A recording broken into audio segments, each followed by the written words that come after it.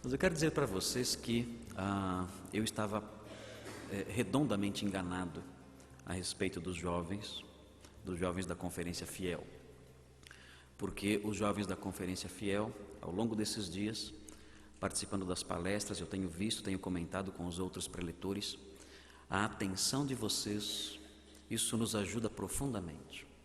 O fato de vocês estarem conosco, nos acompanhando, abrindo nos textos, atentos, anotando, acompanhando com os seus olhos tudo aquilo que nós dizemos, com os seus ouvidos aí ligados, isso tudo nos dá um vigor maior, um ânimo maior e um desejo maior de ensinar. E de modo que eu sei que vocês são muito diferentes dos outros que eu tinha em mente. Eu sei que ninguém aqui está pensando nem um pouquinho em jogar bola ou em paquerar, que todos vocês querem só estudar a Bíblia, certo? E nada além disso. É claro que essas coisas são boas, é claro que essas coisas têm seu lugar, é claro que essas coisas são importantes, devemos desejar essas coisas. Mas eu achei muito lindo ver em vocês que o anseio por essas coisas não obscureceu o desejo que vocês têm, desejo sincero de aprender. E isso tornou o meu trabalho aqui muito agradável, muito mais fácil, e eu vou levar preciosas lembranças comigo desses dias aqui. Muito obrigado a vocês por esse apoio que vocês têm dado através da atenção de vocês, do zelo de vocês. Muito bem, nós estudamos no primeiro estudo o contraste entre a sabedoria de Deus e a sabedoria do mundo. Nós vimos os contrastes existentes entre as duas. Nós também estudamos, no segundo estudo, nós vimos as evidências do desprezo de Deus pela sabedoria do mundo. Lembrando sempre, sabedoria do mundo não são ciências seculares, não. Sabedoria do mundo são invenções, mentiras, a falsamente chamada ciência, a falsa filosofia, os sonhos, as futilidades inventadas pelos homens. É disso que falamos quando mencionamos a expressão sabedoria humana. É sobre isso que falamos. Não estamos falando sobre biologia, dizendo que biologia não serve para nada. Não estamos falando sobre matemática, dizendo que matemática é inútil. Não estamos falando sobre filosofia, dizendo que filosofia não serve para nada. Nada disso, não confundam. Quando falamos sobre sabedoria humana, falamos sobre essas invenções tolas, mentirosas, do que falsamente é chamado de ciência, do que falsamente é chamado de filosofia. Essas coisas devem ser rejeitadas por nós. E nós vimos que Deus despreza essas coisas através da sua igreja. Vimos que Deus despreza essas coisas através da mensagem da cruz também. Vimos isso na nossa terceira palestra. Nós vimos também na nossa quarta palestra que existe um fator essencial para que o homem compreenda a mensagem da cruz, assimile a sabedoria de Deus. E esse fator fundamental é a habitação do Espírito nele. Sem que o Espírito habite nele, ele não pode entender as coisas de Deus. Na nossa quinta palestra, nossa palestra teve um tom mais de alerta. Nós alertamos vocês acerca das limitações da mente do homem que não tem o Espírito. E dissemos que muitas vezes crentes, pessoas que têm o Espírito, nutrem em si as mesmas limitações daqueles que não têm o Espírito. E nós alertamos vocês quanto a isso, dizendo que a carnalidade é um estado de mente, é uma condição mental que abriga limitações próprias de pessoas que não têm o Espírito. Hoje, na palestra de hoje, a última palestra, nós vamos falar sobre os anseios da pessoa que é sábia segundo Deus. Muito bem, nós vamos abrir a palavra de Deus em 1 Coríntios 4. 1 Coríntios 4.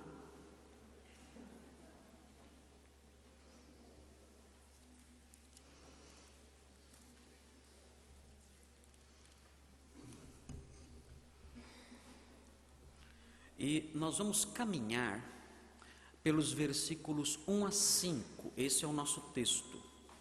Nosso texto base é esse, 1 Coríntios 4, de 1 a 5. E nós vamos ver os anseios do ministro de Cristo. Bom, obviamente, a nossa mensagem, a mensagem central, em torno da qual toda a nossa discussão vai girar, é a seguinte: o ministro de Cristo deve ter anseios opostos aos dos sábios, entre aspas, não está aqui entre aspas, mas deveria estar, os sábios deste mundo. Nós somos servos de Cristo, nós trabalhamos para Ele. Cristo nos resgatou não para que nós fiquemos sentados num banco de igreja, simplesmente assistindo passivamente tudo o que acontece. Não. Cristo nos resgatou também para que nós fôssemos úteis no seu reino. Nós devemos servi-lo, nós devemos ministrar a sua palavra, nós devemos trabalhar para Ele e devemos ter uma vida cristã produtiva. Devemos trabalhar para expandir o seu reino, devemos trabalhar para que o nome dele seja conhecido, devemos trabalhar para que um número maior de vozes se levante e glorifique o nome dele. Nós devemos colocar isso entre as prioridades centrais da nossa vida, sermos úteis no trabalho dele. Cada vez que tomamos uma decisão, cada vez que estamos diante de dois caminhos, nós devemos refletir da seguinte forma: de que modo este caminho pode promover o serviço do meu mestre? De que modo a compra deste carro? De que modo entrar para esse curso? De que modo comprar essa roupa? De que modo isso pode promover a glória, o serviço do meu mestre? Isso deve ser central em nós. Nós devemos olhar para nós mesmos e percebermos em nós e vermos em nós um ministro de Cristo, um servo dele, alguém que trabalha para ele. Durante a Segunda Guerra Mundial, houve um bombardeio numa cidade da Inglaterra, e havia uma estátua de Cristo, e essa estátua foi totalmente destruída. E quando terminou a guerra, tentaram recompor essa estátua e colaram lá os pedacinhos. O problema foi que não conseguiram montar as mãos da estátua. Trabalharam, tentaram, mas não conseguiram recompor as mãos da estátua do Senhor Jesus Cristo. E então os artistas escreveram embaixo aquilo que nós ouvimos há pouco aqui do nosso irmão que estava dirigindo os cânticos. Eles escreveram o seguinte: Cristo não tem mãos, exceto as nossas.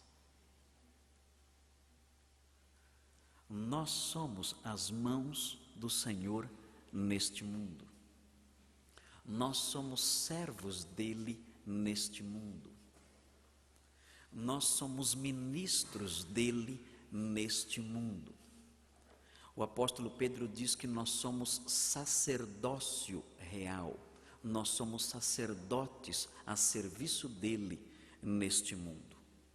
E tendo essa visão da nossa vida, olhando para nós mesmos dessa forma, evidentemente isso opera algumas alterações nos nossos objetivos e nos nossos anseios.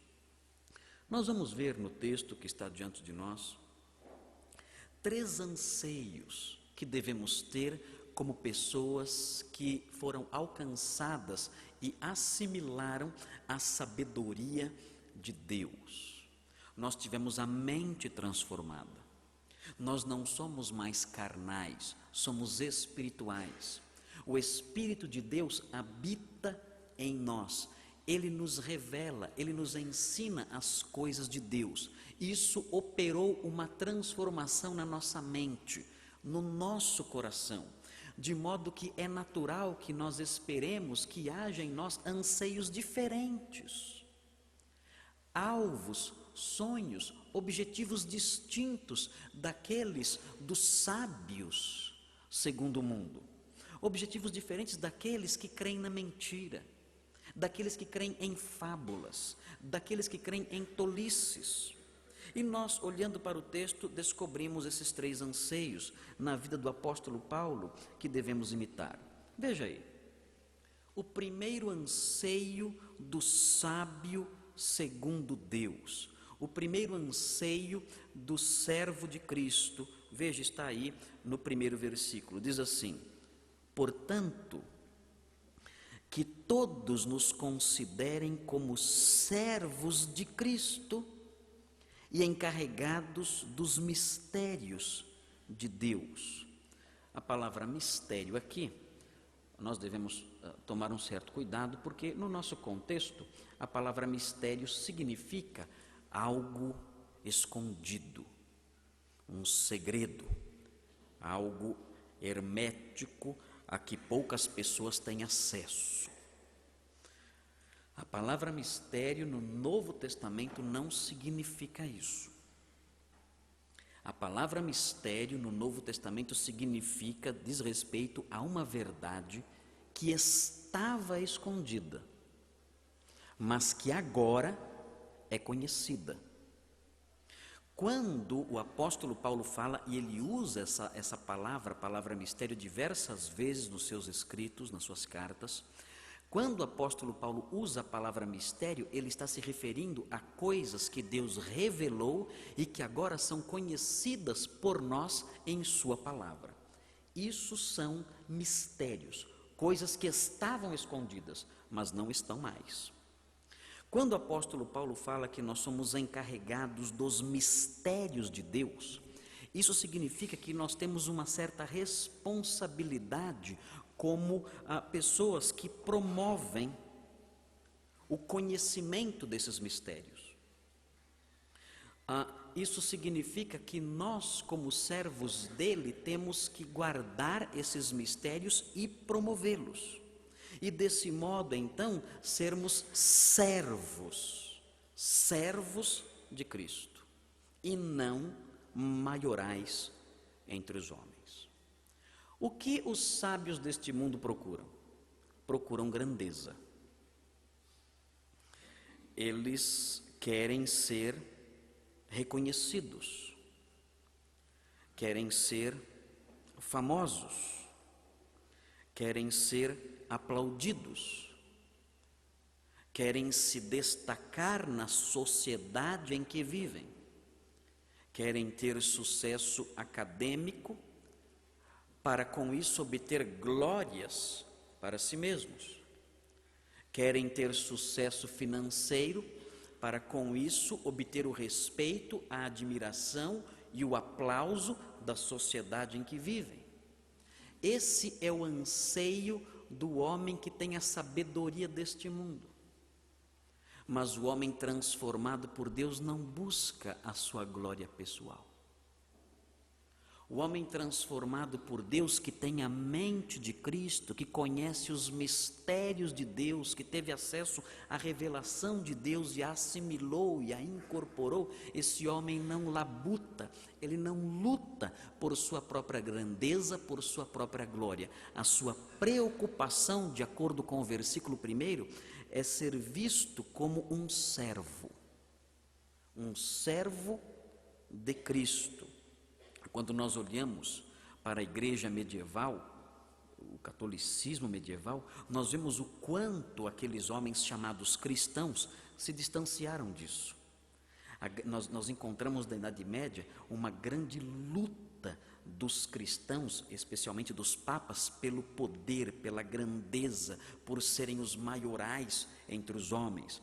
Nós vemos isso em Gregório VII, tentando humilhar o imperador, os imperadores da época, para com isso estabelecer a sua supremacia no mundo todo. Nós vemos isso com Inocêncio III, buscando a glória para si e dominar o mundo todo. Ele tinha aquele sonho: eu quero que o mundo seja um só rebanho com um só pastor, e esse um só pastor sou eu. Esse era o sonho dele. Nós encontramos, já no finalzinho da Idade Média, próximo já dos tempos da Reforma, nós encontramos Alexandre VI, um papa que buscava o poder continuamente, e nessa sua sede pelo poder, nesse seu desejo pelo poder, ele praticava os mais terríveis crimes. Dizem os historiadores que, tentando sempre se livrar dos seus opositores para crescer em grandeza, para crescer em destaque, todos os dias no palácio, no castelo de Santo Ângelo, próximo ali do rio Tibre, alguém morria assassinado, ou pelo punhal ou pelo veneno. E todos os dias um corpo saía daquele castelo, o castelo de Santo Ângelo, e era jogado ali no rio Tibre. Homens que buscaram o poder pessoal, a grandeza pessoal, o sonho do aplauso humano, da glória humana. Paulo diz: nós não somos assim. Nós não temos esse anseio. Nós temos uma mente diferente. Nós nos preocupamos com uma coisa só. O nosso anseio é o seguinte: que os homens olhem para nós e digam: ali vai um servo de Cristo. É isso que importa para mim. É assim que eu quero que as pessoas da minha faculdade me reconheçam. Eu quero que as pessoas da minha faculdade olhem para mim e digam: ali vai um servo, uma serva de Cristo.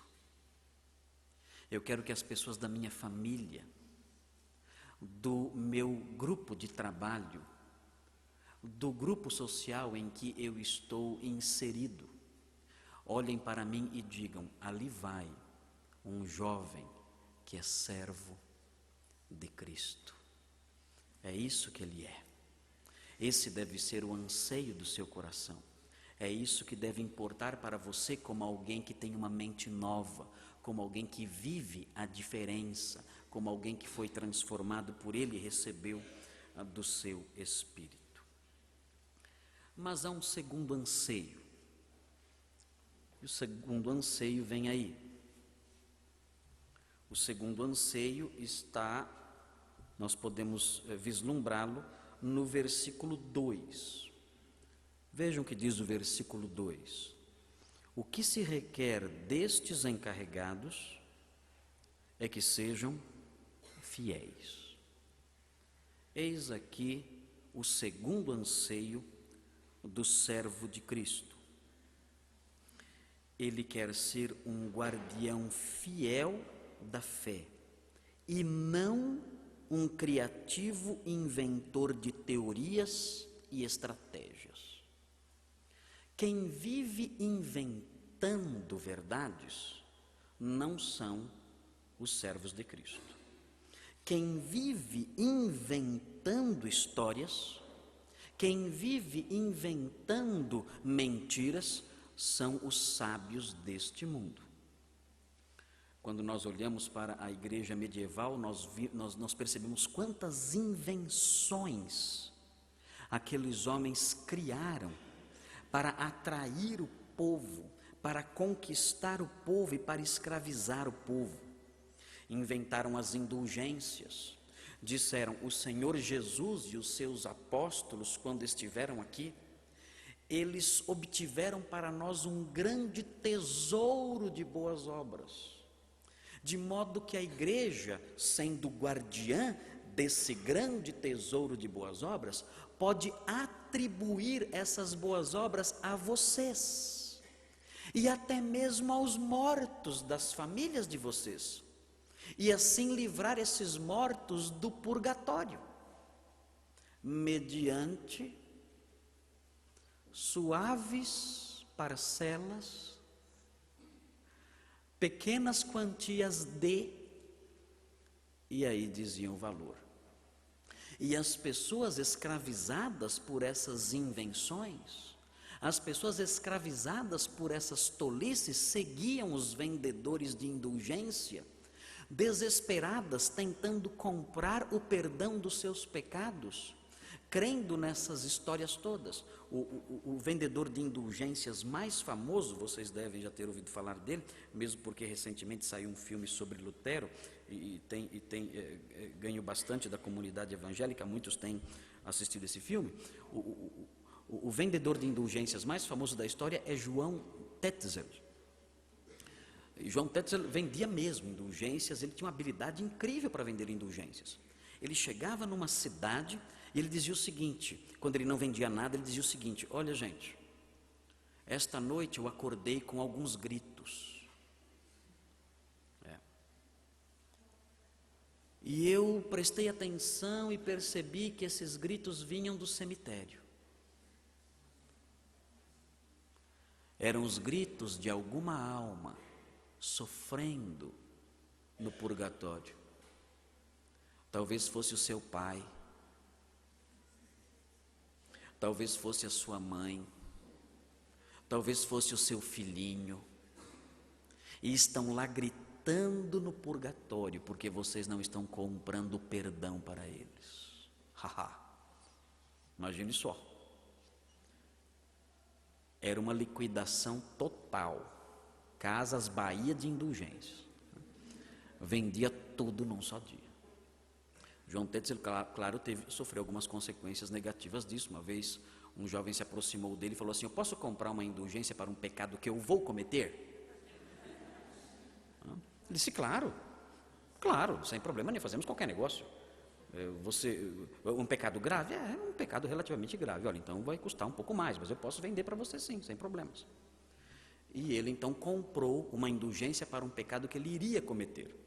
Quando João Tetzel saiu da cidade, ele foi lá e deu um couro em João Tetzel e roubou o João Tetzel. Quando João Tetzel foi reclamar, ele disse: não, eu estou perdoado desse pecado, eu comprei o perdão, então você não pode reclamar. E João Tetzel teve que ficar quietinho e ir embora com o seu prejuízo naquela cidade. O catolicismo medieval sempre inventou, e ainda como hoje o catolicismo inventa, vocês viram o Papa dando uma indulgência plena para quem fosse na igreja confessar seus pecados dentro de 72 horas, alguma coisa assim. Na Idade Média existia também as invenções relacionadas ao culto das relíquias, pedacinho da cruz de Cristo, coisas do tipo, leite da Virgem Maria, isso era vendido, pena do arcanjo Gabriel, arcanjo Miguel, arcanjo Gabriel, esses anjos todos estão todos depenados no céu, tantas penas que arrancaram deles. Um mosteiro, na Idade Média, tinha a cabeça de João Batista quando ele tinha 12 anos. Você vai dizer para mim: mas João Batista morreu com mais de 12 anos. É que a outra cabeça estava em outro mosteiro. E assim, claro, ninguém era bobo, percebia essas tolices, então inventaram uma nova mentira. Lembre-se, essas relíquias são tão sagradas que elas se multiplicam. Por isso você encontra tantas cabeças de João Batista por aí. E assim inventando mentiras, mais e mais mentiras. Na modernidade, novas mentiras surgiram. Existe a teologia da prosperidade, ensinando que o crente não tem problemas financeiros, ensinando que o crente fiel não fica doente, que Cristo levou sobre si as nossas enfermidades, logo nós não ficamos mais doentes desde que tenhamos fé. E através dessas distorções textuais, os homens vão criando doutrinas novas, mentiras, ilusões que escravizam os homens. Eu conheço pessoas que morreram porque creram nisso. Creram que não ficariam mais doentes e que a doença deles, na verdade, não era real, era uma tentação de Satanás, e não foram ao médico. E a doença começou a se agravar. Quando chegaram no médico, era tarde demais. Um jovem, 33 anos, teve uma parada cardíaca e morreu, amigo meu. Mentiras, ilusões que são inventadas dia após dia, tudo na tentativa de escravizar os homens, tudo na tentativa de encher templos, tudo na tentativa de modificar o evangelho para que as pessoas o aplaudam. Não é este o anseio do homem de Deus, do jovem de Deus. O jovem de Deus tem um anseio diferente. Ele quer ser um fiel guardião da fé, não um criativo inventor de teorias ou de estratégias para a igreja crescer. Ele não quer saber disso. Seu anseio é outro. Ele não fica imaginando que artifícios criar para atrair o mundo para dentro da igreja. Não. A sua preocupação é com a pregação da verdade. Sola Escritura, somente a palavra de Deus, guardá-la, protegê-la, anunciá-la e não inventar tolices para com isso atrair a atenção dos homens. E há um último anseio do homem que tem a mente de Cristo, que é um sábio segundo Deus. Ele quer ser aprovado por Deus no dia final, e não apenas por homens nos dias de hoje. Vejam o que o apóstolo Paulo diz nos versículos 3 a 5. Diz assim: pouco me importa ser julgado por vocês ou por qualquer tribunal humano. De fato, nem eu julgo a mim mesmo. Embora em nada minha consciência me acuse, nem por isso justifico a mim mesmo. O Senhor é quem me julga. Portanto, não julguem nada antes da hora devida. Esperem até que o Senhor venha. Ele trará à luz o que está oculto nas trevas e manifestará as intenções dos corações. Nessa ocasião, cada um receberá de Deus a sua aprovação. Qual era a preocupação do apóstolo Paulo? Ele estava preocupado em ser aprovado por algum tribunal humano? Não. A preocupação dele era ser aprovado por Deus no juízo final, ou no dia final. Essa era a sua preocupação. Ele estava disposto a suportar até mesmo a desaprovação dos homens. Ele não queria agradar a homens, queria agradar a Deus e ser aprovado por Ele no final. Muito interessante vermos um exemplo disso, de alguém que teve essa firmeza na história eclesiástica, um homem chamado Ambrósio de Milão. É santo também, o Santo Ambrósio de Milão, só que não sou tão devoto dele como sou de Santo Agostinho. Santo Ambrósio de Milão batizou Agostinho, deve ter sido por imersão, viu, pastor Jader? Não sei. Ele batizou Agostinho, é um homem muito famoso na história da igreja antiga, Ambrósio de Milão. Mas Ambrósio de Milão, é muito interessante a história dele, porque ele era um jovem que não queria ser bispo, ele não queria ser um ministro de Cristo, de forma nenhuma. Ele era incrédulo, ele não era sequer cristão, e ele era prefeito da cidade de Milão. E tinha uma carreira política muito linda à frente dele. E o que aconteceu? Bem, o bispado de Milão ficou vago. E não havia quem ministrasse os sacramentos, ou, enfim, os casamentos todos, ministrasse diante da morte de alguém, os batismos não havia. E a multidão começou a ficar incomodada com essa ausência de um cuidado espiritual. A multidão então se reuniu na praça da cidade e começou a gritar: querendo um bispo, queremos um bispo, queremos um bispo. E Ambrósio de Milão, preocupado com o impacto daquilo sobre a sua carreira política, preocupado com o fato do imperador ouvir falar de um tumulto numa das cidades mais importantes do império, preocupado com essas coisas, ele vai à frente, ele foi à frente e começou a falar ao povo. E começou a pedir ao povo, ele era um homem muito eloquente, ele começou a pedir ao povo paciência, calma, tranquilidade. Olha, não gritem, não façam barulho, nós vamos providenciar um bispo para vocês, tudo vai dar certo. E a multidão toda silenciou e ficou ouvindo aquele homem falar. E ele falava com muita habilidade e cativou a atenção de todos no seu discurso. De repente, alguém do meio da multidão, nós não sabemos se era uma criança, enfim, quem era aquele indivíduo, deu um grito e gritou o seguinte: Ambrósio Bispo. A multidão ouviu aquilo e gostou da ideia. E começaram: Ambrósio Bispo. Ele disse: opa, peraí, não, vocês não estão entendendo o que eu estou fazendo aqui, eu não tenho nada a ver com isso, eu nem mesmo sou cristão, eu quero, na verdade, só restaurar a tranquilidade aqui, dissolver esse tumulto. E a multidão começou: Ambrósio Bispo, Ambrósio Bispo. E toda Milão começou a gritar isso: Ambrósio Bispo, era como a torcida do São Paulo na Vila Paulista, né?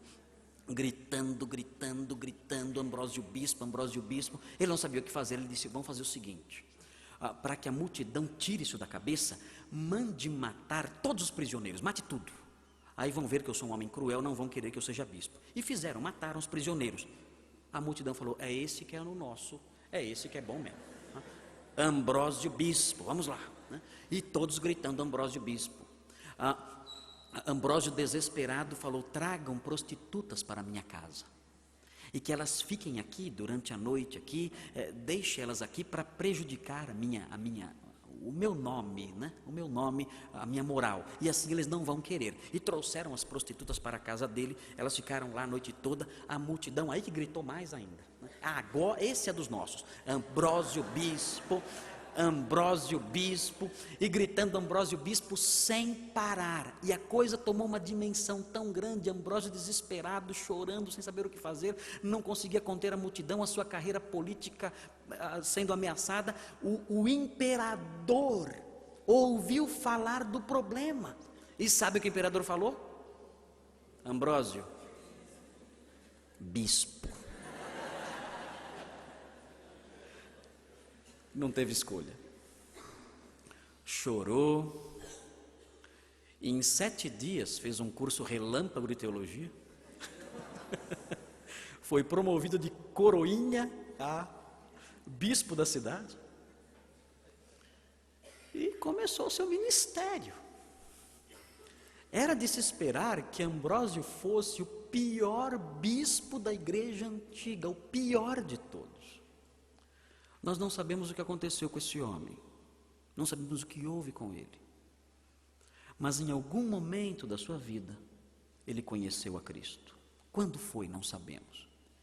E ele se tornou um dos maiores bispos da história da igreja cristã, Ambrósio de Milão. Um homem piedoso, um homem reto, um pregador eloquente, um homem de Deus. Um dia, o imperador Teodósio, para massacrar um levante em Tessalônica, ele fez literalmente isso, ele massacrou as pessoas, matou 7.000 pessoas em Tessalônica. E depois foi para a igreja de Ambrósio. E chegou na igreja de Ambrósio. Ambrósio foi recebê-lo na porta. E Ambrósio disse o seguinte para ele: onde o senhor vai? Ele disse: eu vou entrar para participar do culto. E Ambrósio disse: não, o senhor não vai entrar aqui. O senhor, imperador, é um grande assassino. O Senhor tem as suas mãos sujas de sangue. E enquanto as suas mãos não forem lavadas pelo sangue de Cristo, enquanto o Senhor não buscar o perdão de Cristo, o Senhor não colocará os pés dentro desta igreja. Ele estava diante do dono do mundo. O imperador instou com ele, ele disse: não, aqui o Senhor não vai entrar enquanto não se arrepender dos seus pecados e dar mostras disso. O imperador Ambrósio então teve que se arrepender dos seus pecados, clamar o perdão de Deus, dar evidências disso segundo os padrões lá de Ambrósio, segundo os requisitos que Ambrósio estabeleceu, e só depois disso ele pôde entrar na igreja. Ambrósio não estava preocupado com o aplauso dos homens. Ambrósio não estava preocupado com a aprovação do grande Teodósio, não. Ele estava preocupado com sua aprovação diante do verdadeiro imperador, Jesus Cristo. Estava preocupado em ser aprovado por ele naquele dia, no dia final. Quais são as aplicações disso para nós hoje? Tem aí a primeira delas. Já mencionamos isso ontem, sob um outro ângulo, mas vejam o que diz aqui.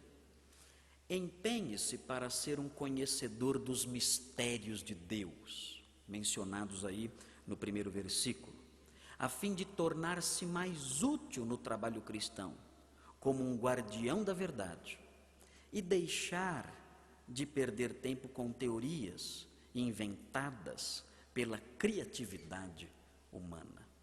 Mergulhe na verdade. Conheça os mistérios revelados de Deus. Deus se revelou na criação, nós temos visto isso. Deus se revelou em sua palavra, temos visto isso. Deus se revelou de maneira completa na pessoa de Cristo, temos visto isso. Mergulhe nos mistérios de Deus, os mistérios revelados de Deus, e assim torne-se um cristão mais útil no trabalho como um guardião da verdade. Não perca tempo com as teorias, as tolices inventadas pela criatividade humana. Importa que sejamos servos de Cristo, importa que sejamos guardiões da fé cristã. São textos grandes, né? Quem está copiando é complicado. Depois você pega lá o seu material. Diz assim: é bom o crente ser bem visto e aprovado por todos, claro. A Bíblia fala que nós devemos andar dignamente diante de Deus e dos homens. É muito bom que o crente seja bem visto e aprovado por todos. Porém, ele nunca deve deixar de agradar a Deus para obter a simpatia das pessoas da igreja ou do mundo. Nunca. Ele não deve buscar uma sentença positiva dos homens em detrimento do favor de Deus. Acima de tudo, e custe o que custar, ele deve agradar ao seu Senhor. Isso deve vir em primeiro lugar. Tudo o mais é secundário. Nós temos que ter como anseio ser aprovados por Deus, acima de tudo. Pelos homens, só num lugar secundário. E por último, nunca perca de vista, isso é muito importante, nunca perca de vista a dimensão escatológica do serviço cristão. O que significa dimensão escatológica do serviço cristão? Significa que o serviço cristão opera reflexos naquele dia futuro que estamos que ansiamos em nosso coração, o dia da vinda de Cristo, o dia do estabelecimento do seu reino de modo pleno, completo. Nunca perca de vista que o seu trabalho, o seu serviço tem essa dimensão escatológica, tem reflexos no dia futuro. Nós um dia vamos comparecer diante dele, e o nosso serviço cristão deve levar isso em conta. Eu não devo pensar nos prêmios que eu recebo agora pelo meu trabalho por Cristo, não. Eu devo pensar no que tenho para receber dele no futuro, naquele dia, o dia que aguardamos. Vejam, só no dia do encontro com o Senhor, a verdade sobre a motivação dos ministros e a recompensa pelo seu trabalho serão finalmente reveladas. Por isso, um alertazinho aqui: não exalte ninguém antes do tempo. Trabalhe pensando no dia futuro, na glória futura, não na glória presente. E evite exaltar muito as pessoas hoje. Só aquele dia vai revelar a verdadeira motivação delas. Os jovens geralmente têm ídolos na igreja muitas vezes. Claro, isso tem o seu lugar, a sua importância, mas não cometam excessos nisso. Só no dia final o que é real será revelado. Queridos jovens, tudo isso que passamos para vocês, que temos passado para vocês, coloca vocês numa situação, de certa forma, bastante desconfortável. As palestras do pastor Adalto, do pastor Jader e as minhas, sem dúvida, colocam vocês numa posição de um certo desconforto. Sabem por quê? Porque desafia vocês a serem diferentes, a não seguirem a multidão, a nadar contra a maré. E isso não é fácil. Você olhar para um professor seu e, diante dos amigos seus ali, questionar aquelas posições que o seu professor apresenta. Você olhar para a ética de namoro dos seus amigos e entrar em confronto com eles, com brandura, é claro, mas rejeitar aquele tipo de ética, se é que aquilo é ética, diante deles, conforme aprendemos com o pastor Jader, isso coloca vocês numa situação extremamente desconfortável.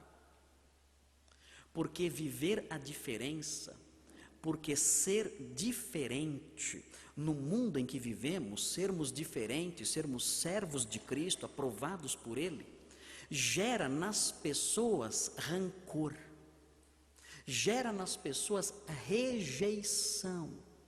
E a pergunta é: nós vamos sair daqui e temos que ser diferentes lá fora. Será que dá para suportar a perseguição, o peso, a rejeição, a zombaria, a ridicularização das pessoas? Será que dá para suportar isso? Nós somos jovens. Estamos entrando agora na fase adulta. Estamos agora tendo as nossas primeiras experiências com o mundo real. Será que as ondas deste mundo não são fortes demais? Será que nós podemos suportar realmente, podemos ficar de pé, realmente podemos ter forças nos nossos braços para nadar contra essa maré violenta, contra essas verdadeiras tsunamis que vêm sobre nós, tentando destruir aquilo que nós cremos e o modo como nós vivemos? Será que é suportável o sofrimento que o mundo há de trazer sobre nós pelo fato de sermos diferentes? Será que podemos suportar? Será que são sofrimentos suportáveis?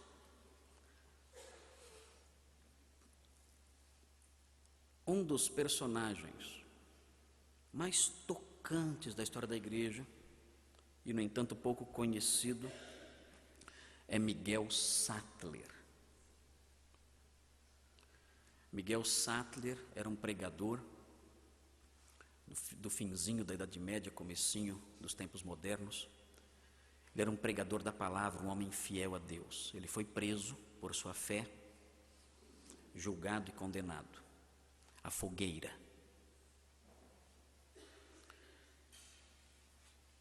E ele fez um acordo com os membros da sua igreja, um acordo secreto. Disseram para ele: Pastor Miguel, nós não sabemos se esses sofrimentos que o mundo traz a nós que somos diferentes são capazes, nós seremos capazes, nós somos capazes de suportar. Nós não sabemos se esses sofrimentos são suportáveis. E nós queremos que o Senhor nos ajude. Quando o Senhor estiver no meio da fogueira e as cordas se queimarem, se os sofrimentos pelos quais o Senhor estiver passando forem suportáveis, levante a sua mão e faça este sinal, para que nós vejamos bem alto, e assim saberemos que esses sofrimentos são suportáveis. E fizeram esse acordo, ele concordou com isso. E ele então partiu para o seu suplício. Foi colocado dentro de um carro, puxado por animais. E ao longo do trajeto, o carro fez 3 paradas antes de chegar na fogueira. Na primeira parada, o verdugo, com um ferro em brasa, arrancou uma de suas pernas. E ele prosseguiu. E na segunda parada, esse mesmo verdugo amputou um pedaço da sua outra perna. E prosseguiu. E numa terceira parada, o verdugo, com uma tenaz, arrancou a sua língua. E ele foi levado para a fogueira naquele estado com o que sobrou dele. E ali ele foi preso à fogueira, amarrado ali naquele tronco. E atearam fogo. E o fogo queimou as cordas de suas mãos. E no meio da fogueira, em meio a dores indescritíveis, Miguel Sattler se lembrou do acordo com seus irmãos e levantou a sua mão. É suportável, sim. Os sofrimentos por Cristo são suportáveis. As rejeições, os ataques, os rancores, as humilhações, as dores, os suplícios de quem é diferente, de quem é fiel, de quem é verdadeiro, de quem tem vida, de quem tem o Espírito. Sim, esses sofrimentos são suportáveis. Jovens, não acreditem que vocês não podem. O Espírito habita em vocês. Maior é aquele que está em vocês do que aquele que está no mundo. Levantem-se. Levantem-se como chamas vivas, como chamas belas. Aquele que chamou vocês os incendiou. Vocês são a luz do mundo e a luz de vocês não deve estar debaixo do velador. Levantem-se como chamas vivas e belas e corram por toda parte, sem ter medo, sem se envergonhar. O sofrimento é suportável. Corram por toda parte e deixem-se conhecer por todas as pessoas. Vamos orar.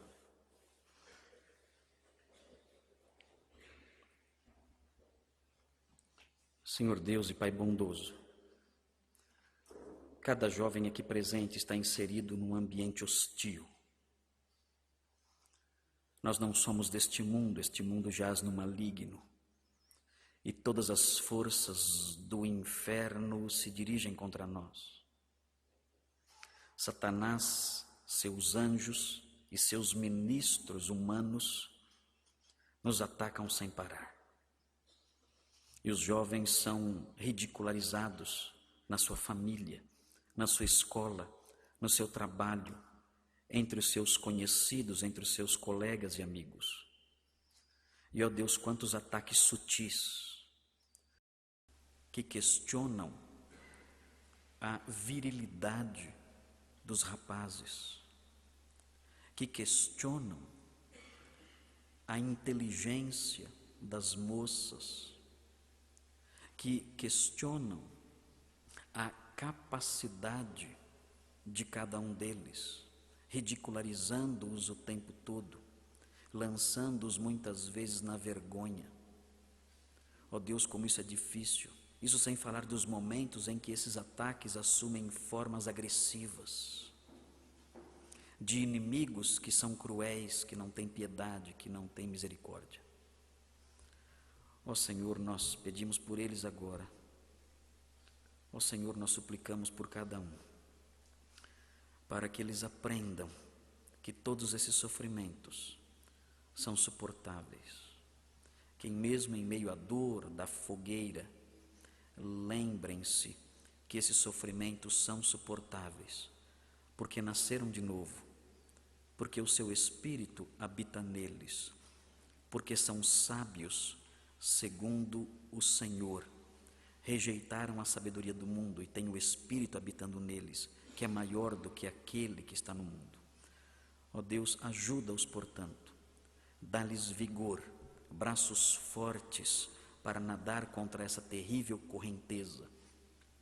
E desse modo, no final da vida, louvem ao Senhor de coração, deixando pegadas atrás de si para aqueles que vierem depois deles, que desse modo sejam um exemplo para gerações posteriores e que essas gerações sigam seus passos. Que desse modo, ó Deus, no momento histórico em que vivem, no período da história em que estão inseridos, em que o Senhor os colocou, eles sejam destacados como homens e mulheres que viveram a diferença. Em nome de Jesus. Amém.